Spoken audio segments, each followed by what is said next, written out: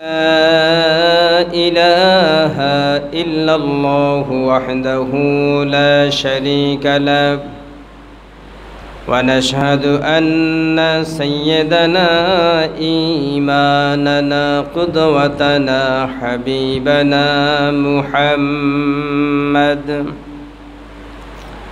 الذي أرسله بالحق بشيرا ونذيرا وداعيا إلى الله بإذنه وسراجا منيرا فقد قال الله تعالى في كلامه المجيد والفرقانه الحميد সকলে পড়ুন আউযু বিল্লাহি মিনাশ শাইতানির রাজীম বিসমিল্লাহির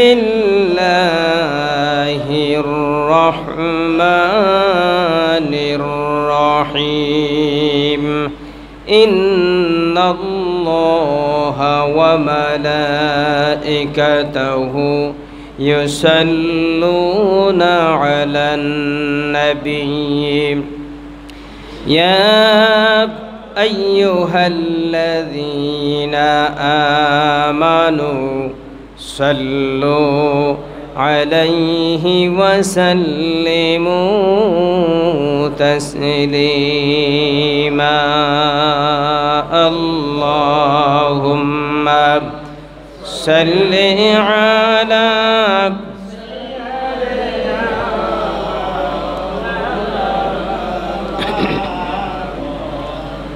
وعلى آل سيدنا مولانا محمد زبان كل محبت اللهم صل على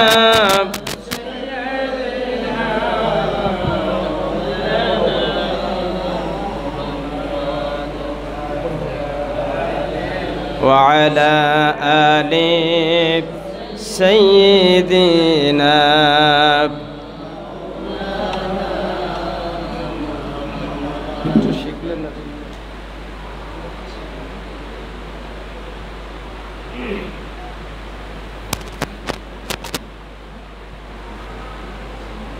আরবের বুকে মক্কার পড়ে যেথায় মা আমেনার ঘর খোদার করুণা কৌসার হয়ে ঝরেছে বারংবার বালাগাল উলা বিকামালিহি কাশাফাত তুজা বিজামালিহি حسنت جميع خصاله صلوا عليه وآله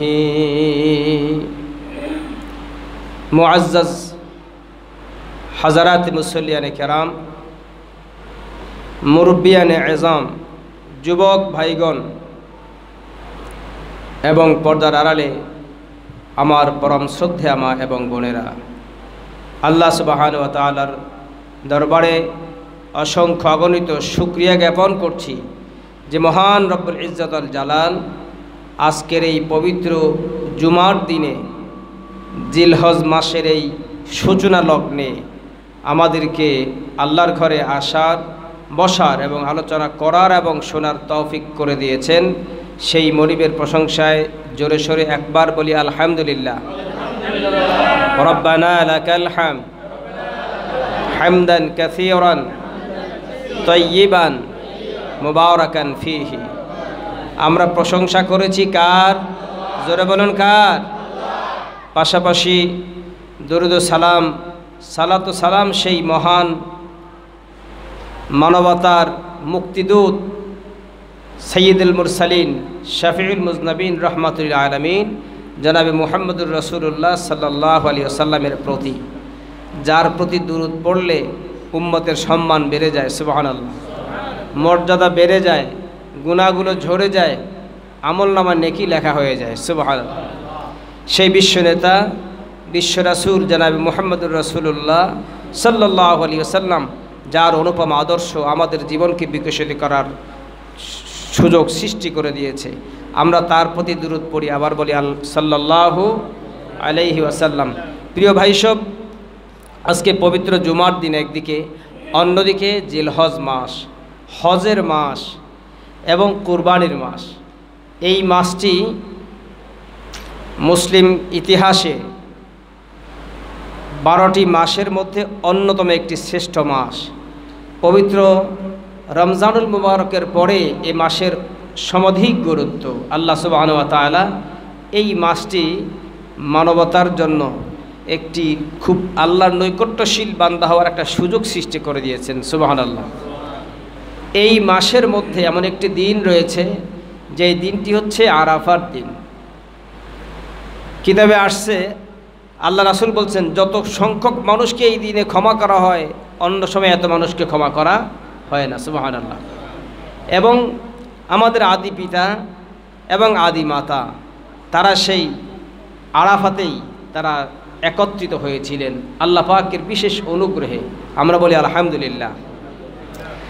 আমাদের আদি পিতা হজরতে আদম আলাইহিস সালাম, আর আমাদের জাতির পিতা হজরতে ইব্রাহিম আলাইহিস সালাতু ওয়াস সালাম, যিনি ন্যাশনাল ফাদার, একেবারে বিশ্ব মুসলিমের জাতির পিতা। এবং আমাদের নাম যে মুসলমান, এটা অন্য কেউ রাখেননি।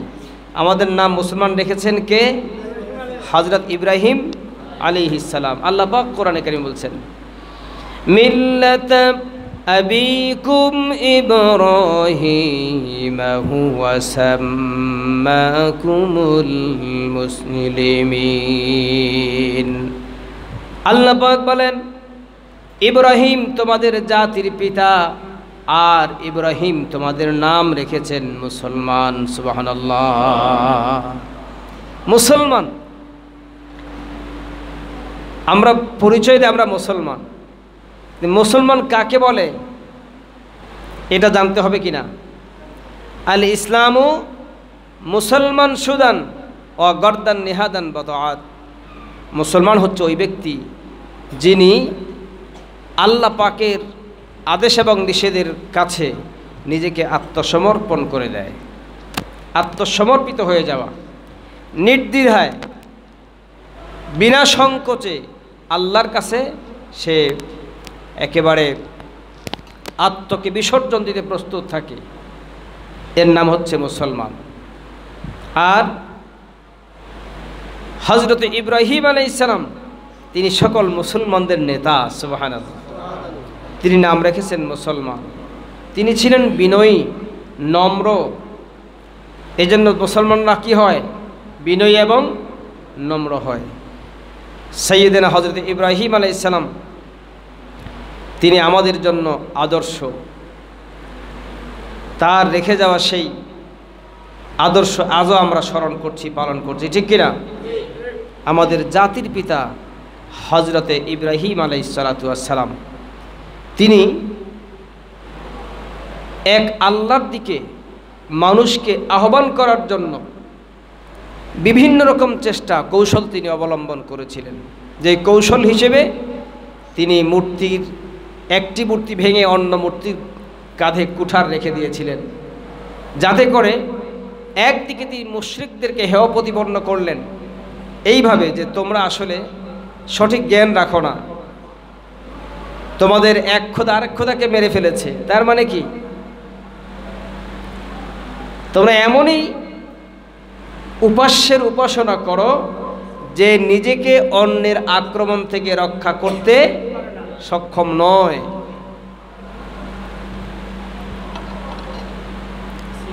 বস্তুত এই কাজের মাধ্যমে যেহেতু তারা ছিল মুশরিক, তাদের চিন্তা চেতনাকে নড়বড় করে দেওয়াটাই ছিল হযরত ইব্রাহিম আলাইহিস সালামের উদ্দেশ্য। সুবহানাল্লাহ।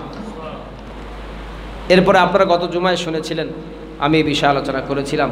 তিনি বলছেন জাতিকে, দেখো ওই যে নক্ষত্র দেখা যায় সেটা আমার রব। আবার যখন সেটা ডুবে গেল বললেন যারা অস্তমিত হয়ে যায় আমি তাদের ভালোবাসি না।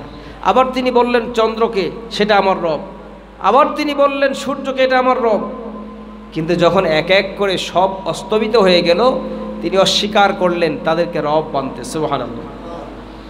এই সমস্ত কর্মকাণ্ডের মূল উদ্দেশ্য হচ্ছে মূর্তি পূজায় লিপ্ত জাতির মন মস্তিষ্কের ভিতরে একটা গণ্ডগোল ধরিয়ে দেয়া, যাতে করে তারা চিন্তা করতে বাধ্য হয়। সুবহানাল্লাহ।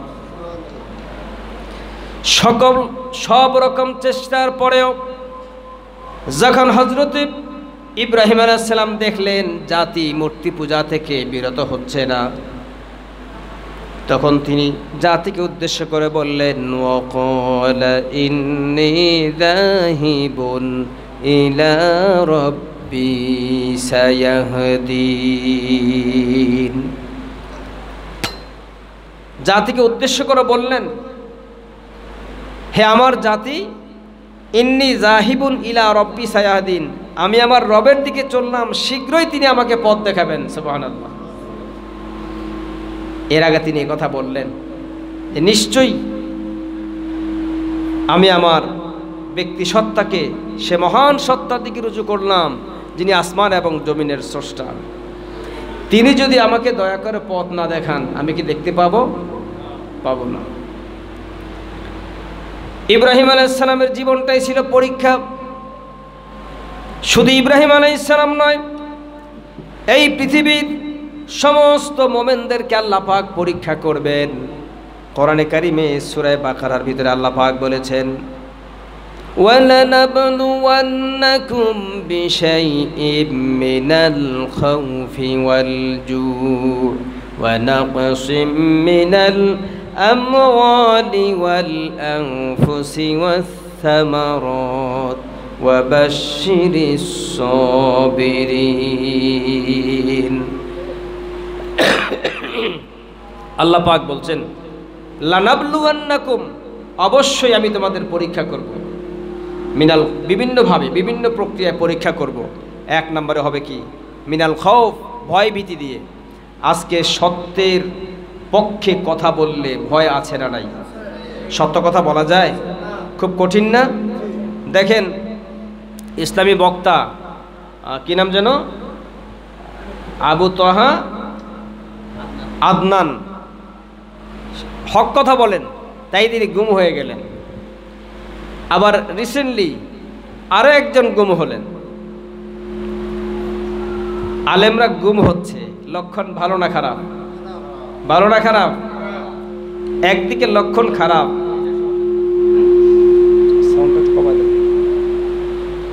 একদিকে লক্ষণ খারাপ, আর একদিকে লক্ষণ ভালো। সেটা আবার কেমন?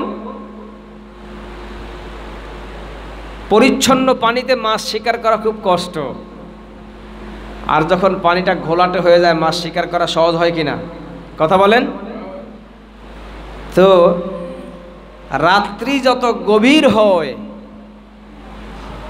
দিন তত কাছাকাছি চলে আসে, ঠিক কিনা? কথা বলেন না ভাই? রাত্রি যত গভীর হয় দিন তত কাছাকাছি চলে আসে না? তা আলেম ওলামা গুম হচ্ছে।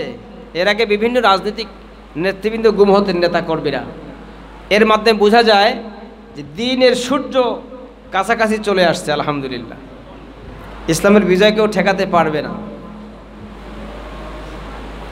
আজকে সত্য কথা বলতে বাধা, সত্য বলতে, সত্য বলার পরে নিরাপত্তামূলক পরিস্থিতির বড় অভাব রয়েছে, ঠিক কিনা? আল্লাহ পাক বলছেন প্রথমে পরীক্ষা হবে মিনাল খাউফ, ভয় ভীতি দিয়ে। এরপর ওয়ানাকসিম মিনাল আমওয়াল, মাল ফসল ফলাদি ধন সম্পদ নষ্ট করে দিয়ে আল্লাহ পরীক্ষা করবেন। ওয়াল আনফুস, এরপরেও যদি কোনো ব্যক্তিকে সত্যের পথ থেকে বিচ্যুত করা না যায়, তার ব্যক্তি সত্তার উপরে আঘাত আসবে, হত্যা করা হবে, আহত করা হবে। এরপরে আল্লাহ পাক বলছেন ওয়াস সামারাত, ফলমূল ফসলের ক্ষেত অথবা মাছের ঘের অথবা ফলের বাগান, ফুলের বাগান, শস্যক্ষেত্র, এগুলি নষ্ট করা হবে। এগুলি হচ্ছে পরীক্ষা। আপনি দেখবেন সারা জীবনের কষ্টার্জিত অর্থগুলো দিনের সহি পথে থাকার কারণে সারা জীবনের কষ্টার্জিত সমস্ত অর্থগুলি লুটপাট হয়ে গেছে। হয় কি হয় না? হয় কি হয় না? আফসোসের বিষয়। আল্লাহ পাক বলেন ওয়াবাশশিরিস সাবিরিন, এই সমস্ত বিপদ আপদ মুসিবত যখন আসবে সবচাইতে যারা ধৈর্য ধারণ করবে ও নবী তাদেরকে আপনি শুভ সংবাদ দিন, জান্নাতের সংবাদ। তো ইব্রাহিম আলাইহিস সালাম বিভিন্নভাবে পরীক্ষার সম্মুখীন হয়েছিলেন। জাতির পিতা পরীক্ষা দিয়েছেন অসংখ্য, জাতির সন্তানদেরকেও পরীক্ষা দিতে হবে। কি হবে কি হবে না? হবে কি হবে না? সেই তারই ধারাবাহিকতায় কুরবানি একটা পরীক্ষা। কিন্তু এটা আল্লাহ পাক সরাসরি নির্দেশ না করে স্বপ্নের মাঝে একটু ইব্রাহিম আলাইহিস সালামকে টেস্ট করলেন।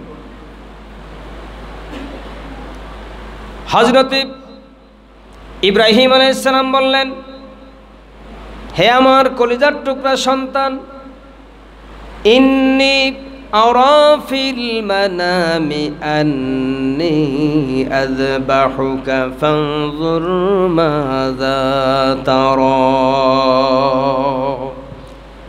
হে আমার কলিজার টুকরা সন্তান, ইন্নী আরা ফিল মানাম, আমি স্বপ্নে দেখি আন্নী আযবাহুকা, তোমাকে জবাই করতেছি। সুবহানাল্লাহ বলবেন না? পিতা পুত্রকে বলতেছে। কোন পুত্রকে? যেই পুত্র 80 বছর বয়স পার হওয়ার পরে জন্মগ্রহণ করেছে, সারা জীবন সন্তান নেই, বৃদ্ধ বয়সে আল্লাহ একটা সন্তান দিলেন, সেই সন্তানকে নির্বাসনে পাঠানো হলো আল্লাহর নির্দেশ মতো। এখন নির্বাসন থেকে সন্তান উপযুক্ত হয়ে গেল, সেই সময় আল্লাহ বলছেন, স্বপ্নে দেখাচ্ছেন, আর সেই স্বপ্নটা পিতা তার পুত্রের কাছে শেয়ার করতেছে। আন্নী আযবাহুকা, আমি তোমাকে জবাই করছি, স্বপ্নে দেখছি। ফানজুর, তুমি ভেবে দেখো, মাযা তারা, কি করা যায়। জোরে বলুন না সুবহানাল্লাহ। একটা কাজ তিনি করবেন, ছুরি চালাবেন, জবাই করবেন পুত্রের উপরে, এজন্য পুত্রের সাথে পরামর্শ করে নিচ্ছেন। এখানে একদিকে তামাম বিশ্বের সমস্ত মানব মণ্ডলীর জন্য একটা শিক্ষা, যে কোনো কাজে তোমরা পরামর্শ করো, পরামর্শের মাধ্যমে করো, ঠিক কিনা? আল্লাহ কোরআনে বলেছেন, আল্লাহর নবীর ব্যাপারে একটি কথা বলতে গিয়ে সেইখানে আল্লাহ পাক বললেন, ফাবিমা রাহমাতিম মিনাল্লাহি লিনতা লাহুম ওয়ালাউ কুনতা ফাযযান গালিযাল কলবি লানফাদ্দু মিন হাওলিক ফা'ফু আনহুম واستغفر لهم وشاورهم في الأمر। سبحان الله। আল্লাহ পাক বলেন, ও নবী, আপনি যে দ্বীন প্রচার করতে গিয়ে সুমিষ্ট ভাষী হয়েছেন, আপনি যে সুন্দর ভাষাভাষী হয়েছেন, এটা আপনার নিজস্ব কারণে হয় নাই। ফাবিমা রহমাতিম মিনাল্লাহ, এটা আল্লাহ পাকের রহমতের কারণেই হয়েছে। লাউ কুনতা ফাযযান গালিযাল কলব, যদি আপনি রূঢ় ভাষী হতেন, কর্কশ মেজাজি হতেন, কর্কশ ভাষী হতেন, লানফাদ্দু মিন হাওলিক, আপনার কাছে কেউ ঘেঁষতো না। কথা ঠিক না বেঠিক? আমি ইমাম সাহেব যদি আপনাদের সাথে মেজাজ করে কথা বলি, মানে একেবারে খুবই কর্কশ ভাষা ব্যবহার করি, আমার কাছে আসবেন। আর যদি ভালোবাসা দেই, মধু মেখে কথা বলি, কাছে আসার সম্ভাবনা কম না বেশি? কম না বেশি? আল্লাহ সে কথা রাসূলকে স্মরণ করে দিলেন। দিতে গিয়ে সেখানে তিনি বললেন, ওয়াশাবিরহুম ফিল আমর, এবং দ্বীনের ব্যাপারে কোনো কাজে করার আগে তুমি কি করো? পরামর্শ করো। জোরে বলেন না সুবহানাল্লাহ। ইব্রাহিম আলাইহিস সালাম এই শিক্ষা দিলেন যে পরামর্শ এটা করণীয় উত্তম। তিনি সন্তানের সঙ্গে পরামর্শ করছেন। ফানজুর মাযা তারা, দেখো, ভেবে দেখো কি করা যায়, আমি স্বপ্ন দেখছি তোমাকে জবাই করছি। হযরত ইসমাঈল আলাইহিস সালাম বুঝে নিলেন, আব্বা, নবীদের স্বপ্ন সাধারণ স্বপ্ন নয়, স্বপ্নে প্রাপ্ত আদেশ এটাও একরকম ওহী। সুবহানাল্লাহ।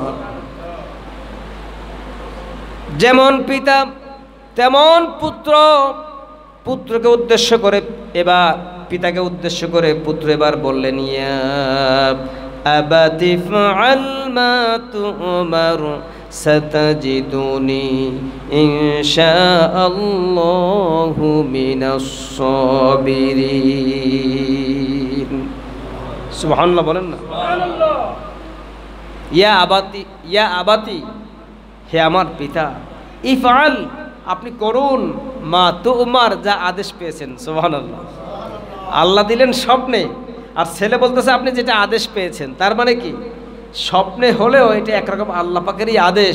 অতএব যেহেতু আল্লাহর আদেশ, আপনি সে আদেশ পালন করুন, বাস্তবায়ন করুন। জোরে বলুন সুবহানাল্লাহ। আপনার আমার সন্তান কি বলবে যে বাবা তুমি যে স্বপ্নে দেখছো আমাকে জবাই করো, সেটা করো? কোনোদিন কেউ বলবেন? বলবেন কেউ? আমরা কোনোদিন বলবো না, আমাদের সন্তানরাও কোনোদিন বলবো না। বাংলাদেশে একবার এক ভদ্রলোক তার 6 মাসের শিশুকে জবাই করে দিয়েছিল। মনে আছে কারো? কারো মনে আছে? আপনারা কেউ জানেন না, তাই না? এই কুরবানির জন্য তিনি স্বপ্নে দেখছে সন্তান কুরবানি, 6 মাসের সন্তান জবাই করে দিচ্ছে। লোকটা এরপরে জেলে গেছিল, জানি না তারপরে কি হয়েছে। যাই হোক, আল্লাহ পাক মানুষের প্রতি কঠিন এবং কঠোর আদেশ চাপিয়ে দেন না। জোরে বলুন না সুবহানাল্লাহ। তাই তো তিনি হযরতে ইসমাইলের বিপরীতে জান্নাত থেকে কোরবানির জন্য জন্তু জানোয়ার পাঠিয়ে তিনি মানবতাকে জবাই হওয়া থেকে তিনি রক্ষা করলেন। জোরে বলুন সুবহানাল্লাহ। পিতা এবং পুত্রের যে সংলাপ চলছিল, আপনি সেটা করুন বাবা, আল্লাহ যেটা আপনাকে আদেশ করেছেন। কোরআনে কারীম বলছে ফালাম্মা আসলামা ওয়া তাল্লাহু লিল জাবিন।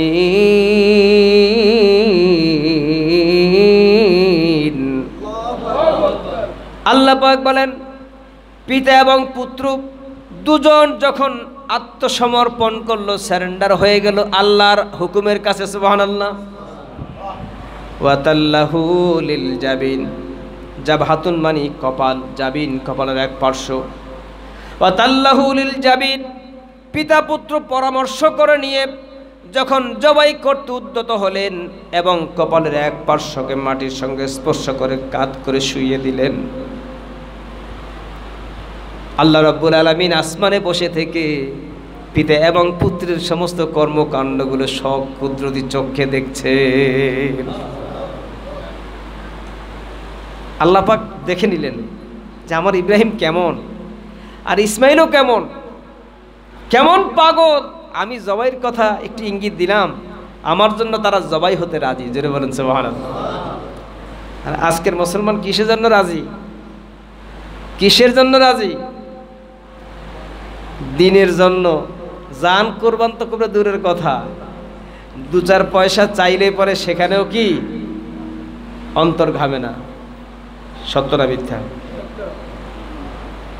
দিন ভালোবাসি, ইসলাম ভালোবাসি, কিন্তু পকেট থেকে টাকা বের হয় না। সত্য না মিথ্যা?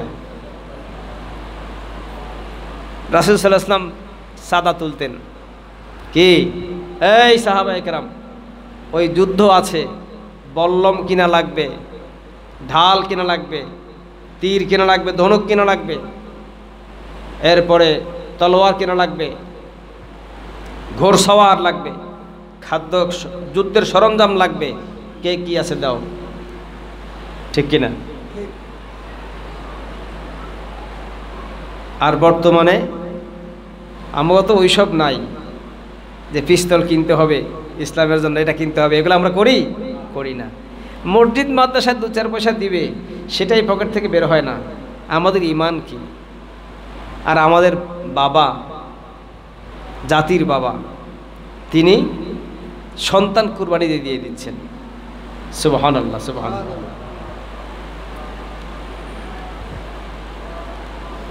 আল্লাহ পাক বলেন ফালাম্মা আসলামা ওয়া তাল্লাহু লিল জাবিন, পিতা পুত্র যখন সারেন্ডার করলো, আত্মসমর্পিত হয়ে গেল এবং জবাই করতে উদ্যত হলো, তখন আল্লাহ পাক ডাক দিলেন ওয়া নাদাইনাহু আইয়া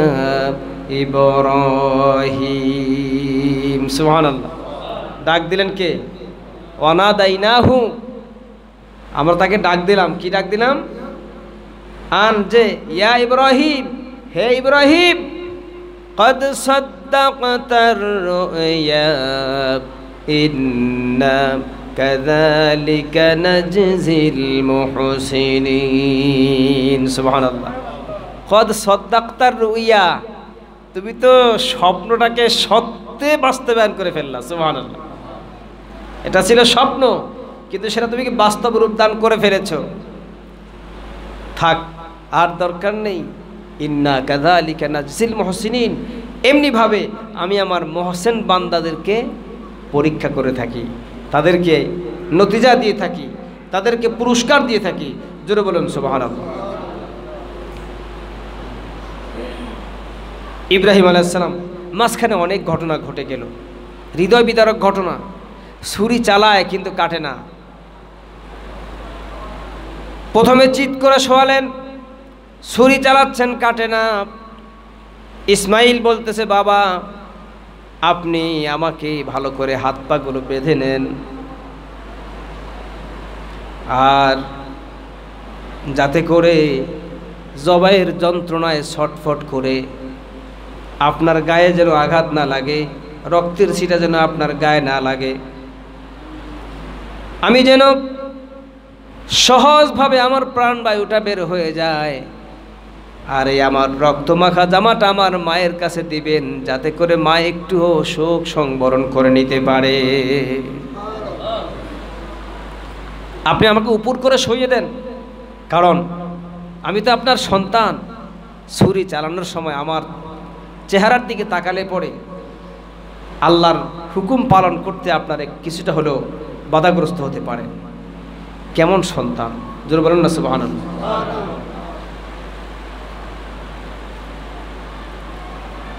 হযরত ইব্রাহিম আলাইহিস সালাম জবাইয়ের সমস্ত কর্মকাণ্ড যখন তিনি কমপ্লিট করলেন, ছুরি চালাচ্ছেন কিন্তু গলা কাটছে না। সুবহানাল্লাহ। তাফসীরের ভিতরে এসেছে আল্লাহ রাব্বুল আলামিন ছুরি এবং হযরতে ইসমাইল আলাইহিস সালামের গলার মাঝখানে একটা পিতলের একটা পাত সেখানে বসে দিয়েছে। গলা কাটছে না। আসলে তো জবাই কমপ্লিট করা, এটা কিন্তু ইব্রাহিম আলাইহিস সালাম স্বপ্নে দেখেন নাই। তিনি দেখছেন তিনি জবাই করতেছেন, তিনি তো ছুরি চালিয়েছেন। তার কাজ শেষ হয়েছে কিনা কথা বলেন? কাজ শেষ। আল্লাহ পাক ইব্রাহিমকে ডেকে বললেন, ইব্রাহিম কদ সাদ্দাকতার রুইয়া, তুমি তোমার স্বপ্নকে সত্যে রূপ দান করেছো। ইন্না কাযালিকা নাজজিল মুহসিনিন, এমনি করে পরীক্ষার মাধ্যমেই আমি আমার মহসেন বান্দাদেরকে পুরস্কার প্রদান করে থাকি। সুবহানাল্লাহ। আজকে আমরাও কুরবানি করি, কিন্তু কি কুরবানি করি? পশু কুরবানি করি। অথচ ইব্রাহিম আলাইহিস সালাম কুরবানি করেছিলেন, ইসমাইল আলাইহিস সালাম কুরবানি হয়েছিলেন মনুষ্যত্ব, যেটা আল্লাহর সামনে বাধা হয়ে দাঁড়াবে সেটাকে তরবারি দিয়ে কেটে টুকরো করে ফেলেছেন। সুবহানাল্লাহ। আমাদের কুরবানি সেটাই হতে হবে। আমাদের কুরবানি পশু কুরবানি নয়, মানবাত্মার ভিতরে যে একটা পশুত্ব রয়েছে সেই পশুত্বকে কুরবানি দিতে হবে। আমরা এখন মানুষ রূপে নেই, আমাদের মধ্যে এখন মানবতা নেই। মানুষ আকৃতিগত মানুষ আমরা আছি, কিন্তু সত্যিকার অর্থে আল্লাহ যে মানুষগুলি তিনি চেয়েছেন সে মানুষ আমরা হতে পেরেছি? কি বলেন, পেরেছি? কবি বলতেছেন, গর্ব সুরত আদমি ইনসাবুদে, গর্ব সুরত আদমি ইনসাবুদে, আহমদ বুলাহাব হাম এক সাবুদে। আকার আকৃতিতে দেখতে তো মানুষ সব একরকম, কিন্তু মুহাম্মদুর রাসূলুল্লাহ মানুষ আর আবু লাহাব মানুষ, পার্থক্য আছে না নাই? আছে না নাই? আমার ভাইরা, কুরবানি আমাদেরকে কি শিক্ষা দিচ্ছে? এটাই কুরবানি থেকে শিক্ষা পাওয়া যায় যে আল্লাহ যা চাইবেন সেটা যত কঠিন হোক না কেন, চাওয়ার সাথে সাথে দিতে প্রস্তুত থাকতে হবে। ঠিক কিনা? ঠিক কিনা? এর নাম হচ্ছে মুসলমান, এর নামই হচ্ছে মুসলমান। আত্মসমর্পিত হয়ে যাওয়া। আসলামা, পিতা পুত্র দুজন আত্মসমর্পণ করে ফেলেছেন। সুবহানাল্লাহ। আমার ভাইরা, সেই জন্য এই কুরবানির মাসে কুরবানি থেকে শিক্ষা গ্রহণ করতে হবে, যাতে করে শুধু টাকা পয়সা নয়, ধন দৌলত নয়, আল্লাহর দ্বীন প্রতিষ্ঠা করার জন্য প্রয়োজনে নিজের জীবনটাও দিয়ে দেওয়া লাগতে পারে। পারে কি পারে না? পারে কি পারে না? জীবন দেয়া লাগলে দিতে হবে না? জীবনটা কার? কথা বলে না, জোরে বলুন, জীবনটা কার? আল্লাহ। কে দিয়েছেন? নিবেন কে? তারটা তিনি চাইলেই দিতে বাধ্য থাকিবে। দেখবেন বাংলাদেশ সরকার রাষ্ট্রীয় মুদ্রার ভিতরে লিখে দিয়েছে 5 টাকা বা 50 টাকা, 500 টাকা চাহিবা মাত্র ইহার বাহককে দিতে বাধ্য থাকিবে। টাকার ভিতরে লেখা আছে, পড়ছেন কোনোদিন? চাহিবা মাত্র ইহার বাহককে দিতে বাধ্য থাকিবে। টাকার মালিকানা যার, এটা প্রাপ্য যিনি, চাওয়া মাত্র দিতে বাধ্য থাকিবে, রাষ্ট্রীয় আইন। তা আল্লাহ সুবহানাহু ওয়া তাআলা তিনি আইন করে দিয়েছেন, চাহিবা মাত্রই জান এবং মাল বান্দা তার প্রভুকে দিতে বাধ্য থাকিবে বলে। এই কথা কোন আয়াতে আছে?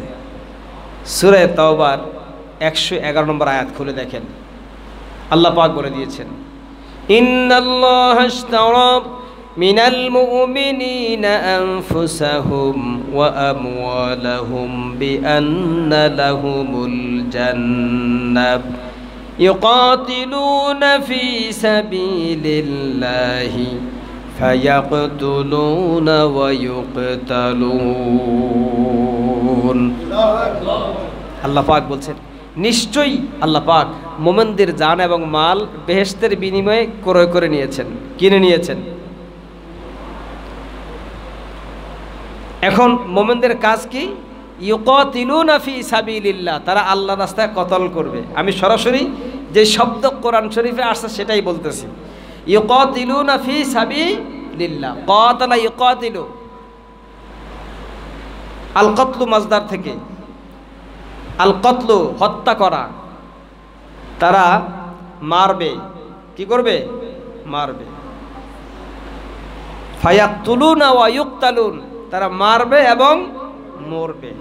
মারতে গেলে মরা লাগবে না? আপনি একজনকে মারামারি করতে যাবেন একজনের সাথে, তাকে মারবেন, 2-1টা লাগার সম্ভাবনা আছে না নাই? এমনও তো হতে পারে সে বেঁচে গেছে, আপনি মরে গেছেন।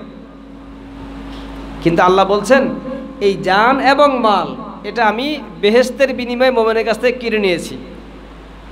যখনই তার কাছে আমার যেটা প্রয়োজন হবে, এখন টাকার প্রয়োজন, মালের প্রয়োজন, আল্লাহ চাইবেন সাথে সাথে দিতে প্রস্তুত থাকতে হবে, মোটেও দেরি করা যাবে না। আবার এখন জীবনটা দেওয়ার প্রয়োজন।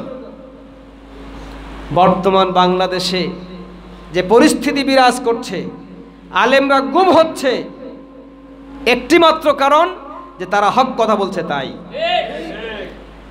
আজকে পার্শ্ববর্তী দেশ পরাশক্তি, এই যে ভারত এবং বিশ্বের যেই ইহুদিবাদী শক্তি, খ্রিস্টানবাদী শক্তি, এ সমস্ত শক্তির বিরুদ্ধে কথা বলে বিধায় পরবর্তী আরেকজন গণবী সাহেব তিনিও গুম হয়ে গেলেন, ঠিক কিনা?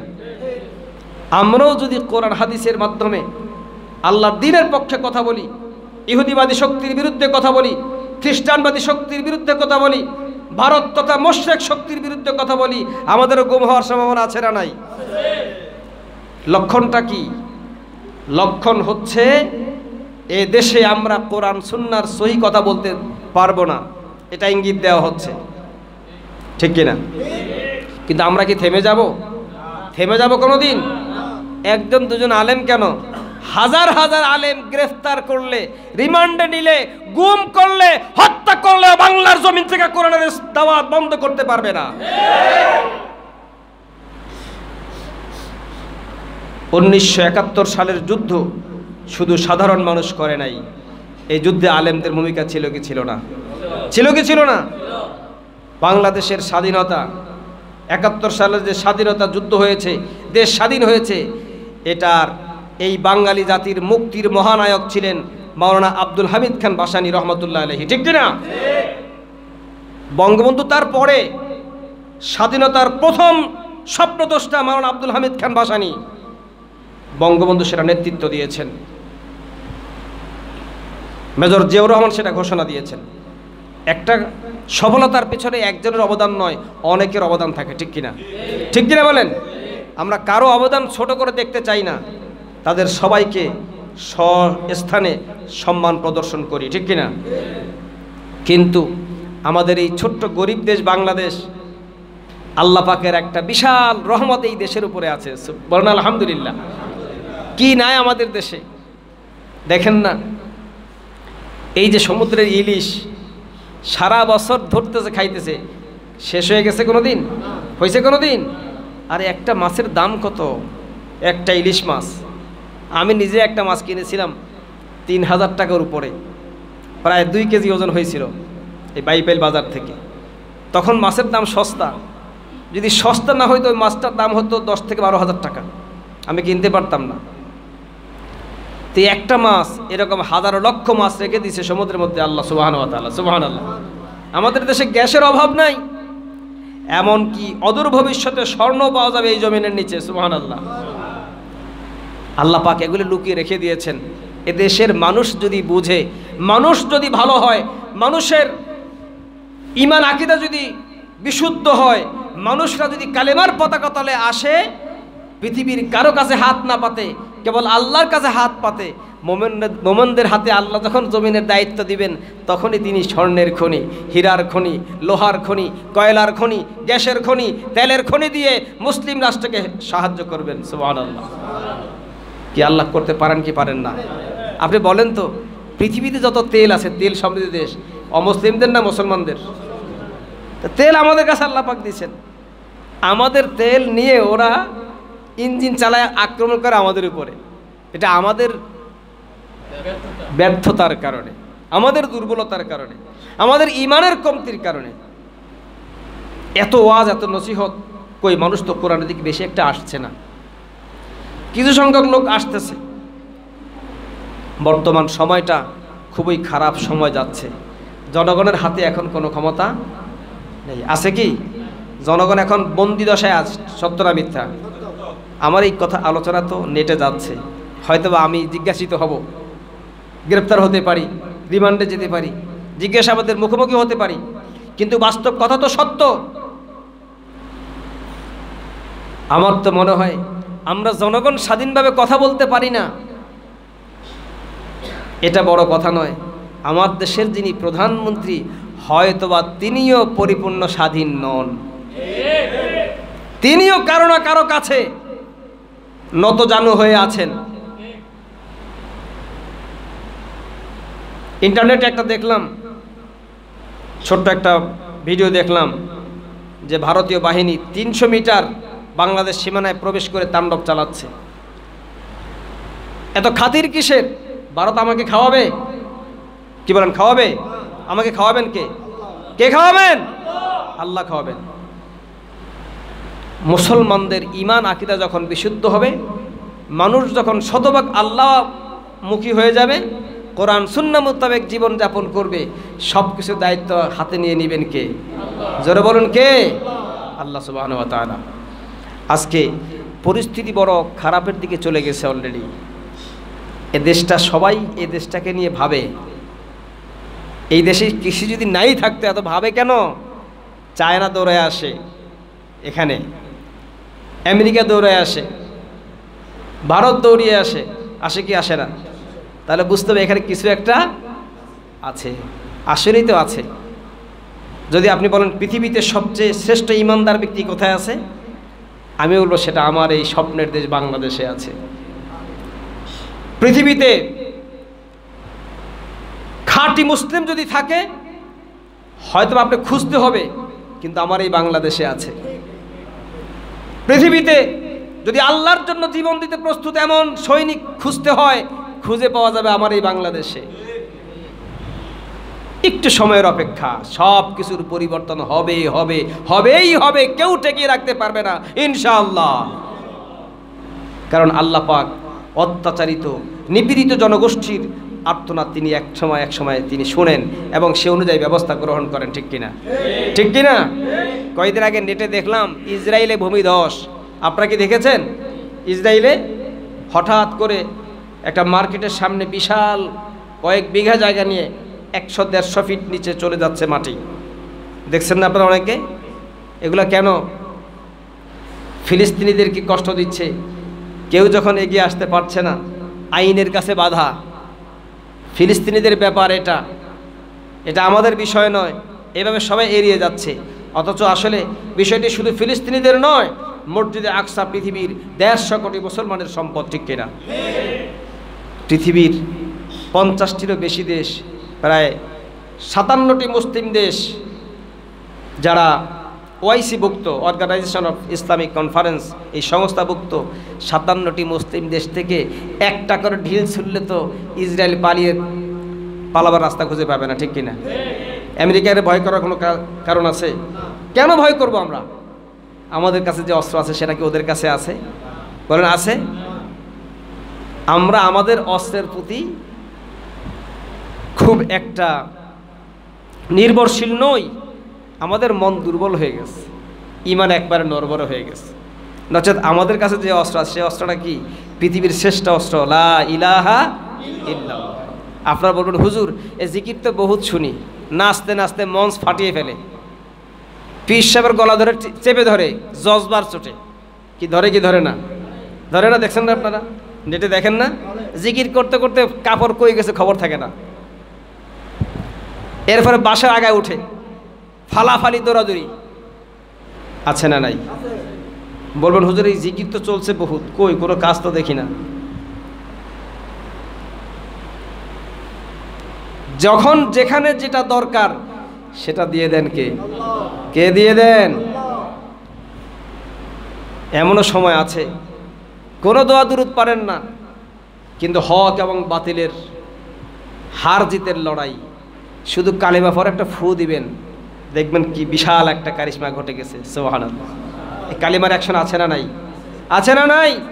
বলুন লা ইলাহা ইল্লাল্লাহু মুহাম্মাদুর রাসূলুল্লাহ, লা ইলাহা ইল্লাল্লাহ, লা ইলাহা ইল্লাল্লাহ, লা ইলাহা ইল্লাল্লাহ, লা ইলাহা ইল্লাল্লাহ মুহাম্মাদুর রাসূলুল্লাহ সাল্লাল্লাহু আলাইহি ওয়াসাল্লাম।